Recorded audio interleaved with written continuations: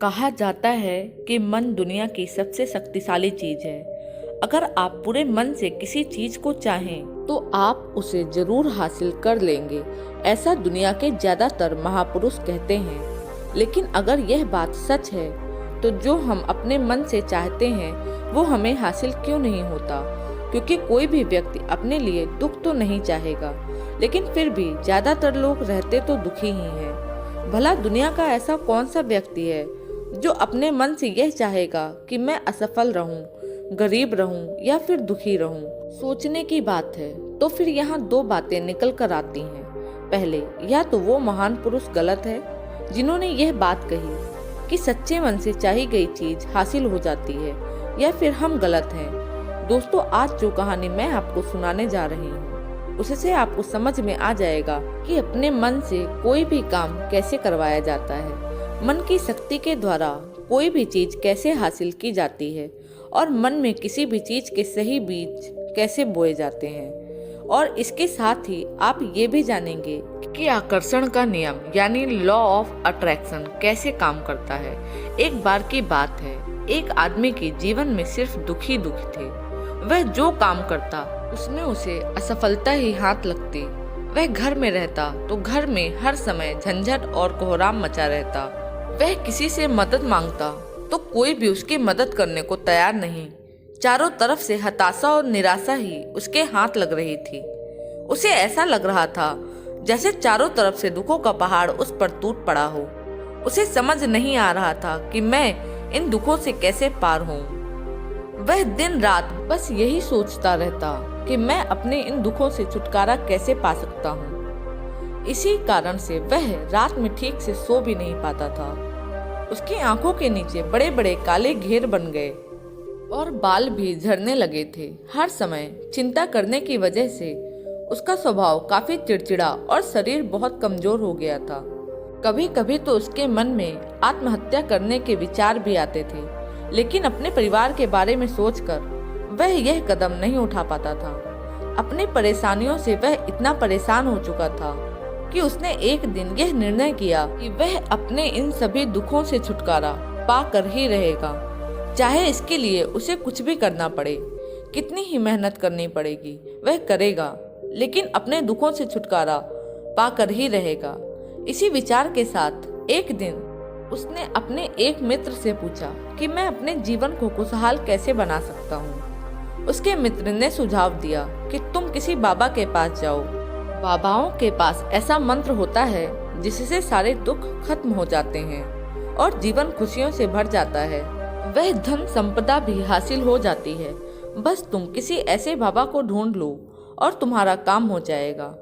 उसे आदमी के मन में यह बात अंदर तक बैठ गई कि अब कोई बाबा ही मेरी समस्याओं का समाधान कर सकता है। इसलिए अब से उसे जिस भी बाबा के बारे में पता चलता वह उसके पास पहुंच जाता और अपनी सारी समस्या बताकर उसका समाधान पूछता और कहता, बाबा मैं कुछ भी करने को तैयार हूँ, आप जो कहेंगे मैं सब करूँगा, बस आप मुझे मेरे दुखों से छुटकारा दिलवा दें। बाबा उसे कुछ उपाय बता देते और कहते, इस उपाय को करने के बाद तुम्हारे घर में सुख शांति बनी रहेगी, लेकिन याद रहे इस उपाय को पूरे नियम के साथ करना। इस उपाय के बदले बाबा उस आदमी से अच्छी खासी दान दक्षिणा लेते। वह आदमी पूरी नियम विधि के साथ उन उपाय को करता, लेकिन बहुत से उपाय करने के बाद भी उसके जीवन में कोई बदलाव नहीं आया। इसके विपरीत बहुत से बाबाओं को दान दक्षिणा देते देते उसका धन भी खत्म होने लगा था, जिससे उसकी मुसीबतें और भी बढ़ने लगी। उसने सोचा, इन बाबाओं के पास जाने से मेरी मुसीबतें और बढ़ने लगी हैं, तो क्या करूं? इन बाबाओं के पास जाऊं या इनके पास जाना ही बंद कर दूं? फिर एक दिन उसे एक आदमी ने सलाह दी कि तुम अपने घर में किसी अच्छे पंडित को बुलवाकर हवन करवाओ, पूरे विधि विधान से मंत्र उच्चारण करवाओ। इससे घर में जो भी नकारात्मक ऊर्जा होगी वह भाग जाएगी और घर में सुख शांति आएगी। उसे आदमी के दिमाग में यह बात अच्छे से बैठ गई और उसने एक पंडित को अपने घर बुलवाकर हवन करवा लिया। हवन अच्छी तरह से संपन्न हुआ और उसे व्यक्ति ने पंडित को अच्छी खासी दान दक्षिणा देकर खुशी खुशी अपने घर से विदा किया। हवन करने के कुछ महीने बाद तक उसके घर में सब कुछ ठीक चल रहा था। घर में सुख शांति भी बनी रही और उसके छोटे छोटे रुके हुए काम भी पूरे होने लगे। लेकिन कुछ महीनों बाद फिर से वही पुरानी वाली स्थिति वापस लौट आई। उसी व्यक्ति को महसूस हुआ कि उसके जीवन में अब भी कोई महत्वपूर्ण बदलाव नहीं आया है।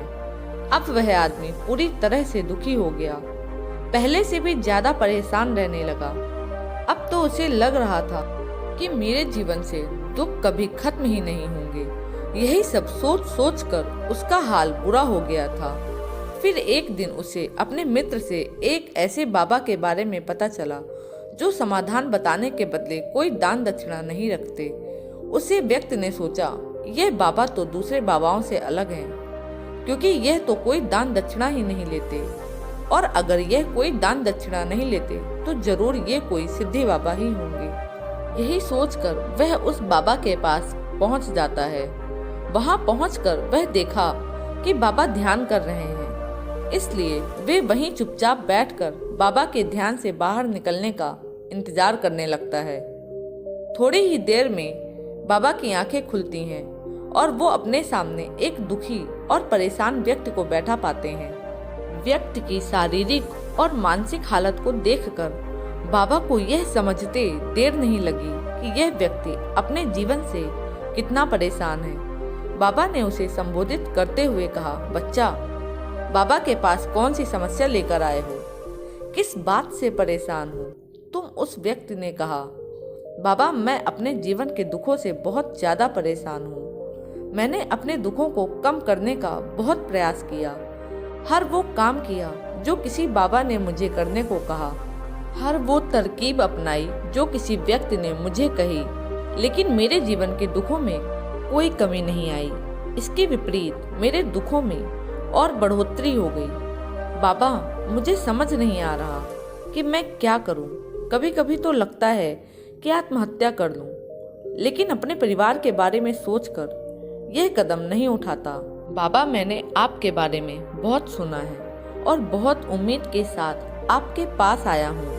कृपया मुझे कोई ऐसा तरीका बताएं जिससे मुझे अपने दुखों से छुटकारा मिल जाए। मैं अपने दुखों से छुटकारा पाने के लिए कुछ भी करने को तैयार हूँ। आप मुझे कोई रास्ता बताएं, चाहे वह रास्ता कितना भी कठिन क्यों ना हो, मैं उसे पार करके ही रहूँगा। बाबा ने महसूस किया कि ये आदमी तो सच में बहुत परेशान है। बाबा ने उसकी बात सुनकर कहा कि बच्चा, दुखों को दूर करने के लिए मंत्र ऐसे ही नहीं मिल जाते, उन्हें पाने के लिए कुछ करना पड़ता है। क्या तुम कुछ कर सकते हो? बाबा के मुंह से ऐसी बात सुनकर पहले तो उस व्यक्ति को लगा कि ये बाबा भी अब मुझे दान दक्षिणा ही मांगेंगे, लेकिन उसके पास और कोई रास्ता नहीं था। इसलिए उसने कहा, बाबा, आपको जितनी भी दान दक्षिणा चाहिए मैं देने के लिए तैयार हूँ, लेकिन आपका मंत्र सच्चा होना चाहिए, सफल होना चाहिए और मुझे उसका फल भी मिलना चाहिए। उसके बाद आप जो भी दान दक्षिणा मांगेंगे मैं सब दे दूंगा। बाबा ने मुस्कुराते हुए कहा, दान दक्षिणा तो बहुत छोटी सी चीज है, मैं तुमसे इतनी छोटी चीज नहीं मांगूंगा। इस पर वह आदमी थोड़ा सोच विचार करके बोला, बाबा, मैं अंगारों पर भी चलने को तैयार हूँ, बस आप मुझे आज्ञा दीजिए।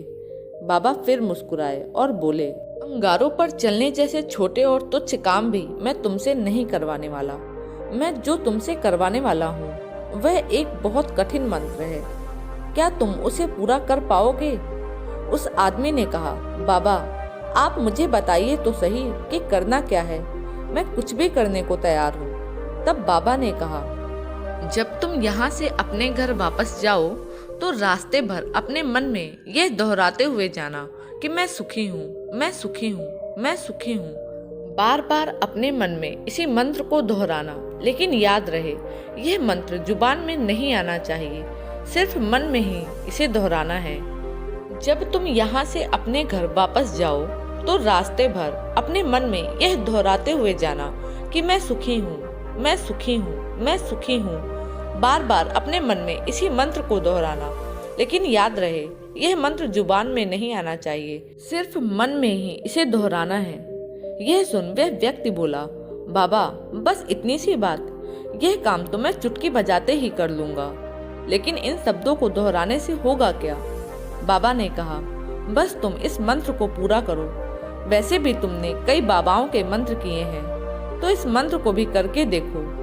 उस आदमी ने सोचा, बाबा कोई दान दक्षिणा तो ले नहीं रहे, और वैसे भी यह कितना आसान सा मंत्र है, मैं इसे पूरा कर ही लूंगा, तो फिर एक बार करके देखने में क्या हर्ज है। उसने कहा, ठीक है बाबा, मैं इस मंत्र को जरूर पूरा करूंगा। यह कहकर वह वहां से चलने लगा। लेकिन जैसे ही वह चला, पीछे से बाबा की आवाज आई कि बच्चा, एक बात याद रखना, जब तुम यह मंत्र अपने मन में दोहराओगे तो तुम्हारे मन में बंदर का विचार नहीं आना चाहिए, बंदर का ख्याल भी नहीं आना चाहिए, तभी यह मंत्र सिद्ध होगा। वह आदमी बोला, मुझे तो आज तक बंदर का विचार नहीं आया, तो फिर आज क्यों आएगा? आप चिंता मत कीजिए बाबा, मैं अपने मन में सिर्फ यही दोहराऊंगा कि मैं सुखी हूँ, मैं सुखी हूँ। इसके अलावा बंदर का कोई भी विचार मेरे मन में नहीं आएगा। इतना कहकर वह आदमी वहां से चल देता है।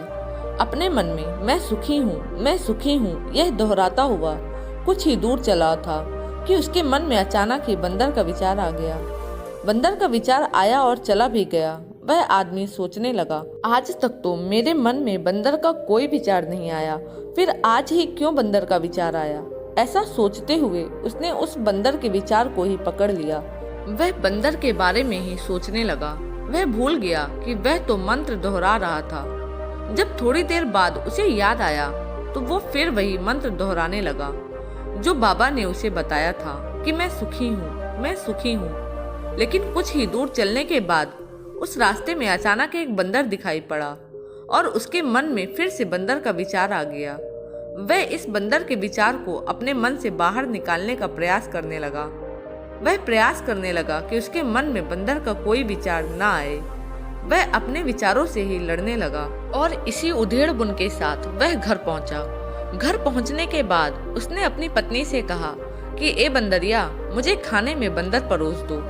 और जब उसे एहसास हुआ कि उसने क्या बोल दिया तो वह अपने बाल नोचने लगा, दीवार पर सर पटकने लगा कि आज तक बंदर का कोई विचार नहीं आया, लेकिन आज मुझे यह क्या हो गया है? हर समय बंदर ही बंदर क्यों दिखाई दे रहे हैं? यह कैसी माया है? यही सब सोच सोच कर वह आदमी रात भर सो नहीं पाया। पूरी रात करवटें बदलता रहा और जैसे ही सुबह हुई वह सीधे उन बाबा के पास पहुंच गया और उनके चरणों में गिरकर बोला, बाबा, पता नहीं क्या चमत्कार हो रहा है। आज तक मुझे बंदर का कोई विचार नहीं आया, लेकिन कल से जब से आपने ये कहा कि मन में बंदर का विचार नहीं आना चाहिए, तब से मुझे हर जगह बंदर ही बंदर दिखाई दे रहे हैं। आदमी ने कहा, बाबा, मुझे तो आपके पीछे भी एक बंदर पेड़ पर बैठकर केले खाता हुआ दिखाई दे रहा है। बाबा, मेरे साथ ही ऐसा क्यों हो रहा है? उस आदमी की यह बात सुन बाबा हंसने लगे और बोले, बच्चा, मन का जाल एक ऐसा जाल है जिसे समझ पाना इतना आसान नहीं है। ये बंदर तो तुम्हारे रास्ते पर तब भी पड़े थे जब तुम पहली बार मेरे पास आए थे। तब भी ये बंदर इन्हीं पेड़ों पर घूम रहे थे, लेकिन तब तुम्हारे ध्यान में यह बंदर नहीं आए, क्योंकि तब तुम्हारा ध्यान तुम्हारे दुखों पर था। बाबा ने उस आदमी को समझाते हुए कहा, बच्चा, हम जिस भी चीज से दूर भागना चाहते हैं वही चीज हमारे मन में बहुत गहराई से बैठ जाती है, वह हमारे अंतर मन में समा जाती है। वास्तव में हम जिस किसी भी चीज से छुटकारा पाना चाहते हैं, हम उस चीज से इसीलिए छुटकारा पाना चाहते हैं क्योंकि वह चीज हमसे बहुत गहराई से जुड़ चुकी है, और हम जितना ही उसे छुटकारा पाना चाहते हैं वह उतनी ही गहराई से हमारे मन में बैठी चली जाती है और अंततः हमारे अंतर मन में छा जाती है। ऊपर से तो हम सभी सुखी होना चाहते हैं और हमारे होंठ भी यही बोलते हैं कि मैं सुखी हूँ, मैं सुखी हूँ, लेकिन हमारे अंतर मन में दुख होते हैं। हमारे विचारों में, हमारे मन में हमें दुखी दिखाई देते हैं। हम अंदर से दुख के विचार ही पैदा कर रहे होते हैं। इसलिए सिर्फ मुंह से यह बोलने से कि मैं सुखी हूँ, मैं सुखी हूँ, हम सुखी नहीं होने वाले जब तक इस मंत्र का हमारे अंतर मन में प्रवेश नहीं होता और हम अंदर से सुख के विचार पैदा नहीं करते। यह सुन उस आदमी ने पूछा, लेकिन बाबा, इस मंत्र का हमारे मन में प्रवेश कैसे होगा? यह कैसे हमारी अंतरात्मा में बैठेगा। बाबा ने कहा, बच्चा, अपने दुखों से लड़ना बंद कर दो। जब तक तुम अपने दुखों को दूर करने के बारे में सोचते रहोगे, तब तक वह दुख तुमसे चिपके रहेगा। तब तक वह दुख तुम्हारे अंतर मन में अपना राज्य जमाए बैठे रहेगा। और जिस दिन से तुम दुखों के बारे में सोचना बंद कर दोगे, उस दिन से वह दुख तुम्हारी जिंदगी से गायब हो जाएंगे। क्योंकि किसी भी चीज से छुटकारा पाने के लिए हमें उसके बारे में सोचना पड़ता है, और हम जितना ही उस चीज के बारे में सोचते हैं, वह उतनी ही गहराई से हमारे मन में बैठती चली जाती है। हम ज्यादातर समय अपने दुखों के बारे में ही सोचते रहते हैं। हम यही मानते रहते हैं कि हमारे जीवन में दुख है और हमें इससे छुटकारा पाना है। इस तरह बार बार सोचते रहने की वजह से वो दुख हमारे अंतर मन में घर कर जाते हैं और हमें इसका पता भी नहीं चलता। इसलिए अगर तुम अपने दुखों से छुटकारा पाना चाहते हो, तो दुखों से छुटकारा पाने के बारे में सोचना छोड़ दो और तुम्हें तुम्हारे दुखों से छुटकारा मिल जाएगा। दोस्तों, अक्सर आपने देखा होगा कि कई लोग धूम्रपान छोड़ना चाहते हैं, शराब छोड़ना चाहते हैं या फिर किसी गंदी लत को छोड़ना चाहते हैं। वह सुबह अपने आप से वादा करते हैं कि आज से मैं कोई गलत काम नहीं करूंगा, लेकिन शाम को जब वह इंसान लौटता है तो नशे में चूर होकर लौटता है। आखिर ऐसा क्यों होता है कि जो हम सोचते हैं उसे पूरा नहीं कर पाते? असल में हम उस समस्या को बहुत ज्यादा महत्व दे रहे हैं। जब भी हम उस चीज को छोड़ने के बारे में बहुत ज्यादा सोचते हैं, तो अपने मन में उस चीज की इम्पोर्टेंस, उसकी अहमियत बढ़ा देते हैं। और हम जितना उस चीज के बारे में सोचते हैं, हमारा मन उतना ही उस चीज की ओर भागता है। हमें उस चीज से लड़ना नहीं है, बल्कि बिना सोचे गुजर जाना है। और अगर इस चीज को हम अच्छे से समझ जाते हैं, तो फिर हम अपने जीवन में जो भी पाना चाहते हैं, उसे अपने अंतर मन में डाल सकते हैं। और अगर एक बार वह लक्ष्य हमारे अंतर मन में बैठ जाता है, तो फिर सफलता पाने में कोई समस्या नहीं आएगी, कोई परेशानी नहीं आएगी। तो दोस्तों, उम्मीद करती हूँ कि आपको यह वीडियो पसंद आई होगी। धन्यवाद।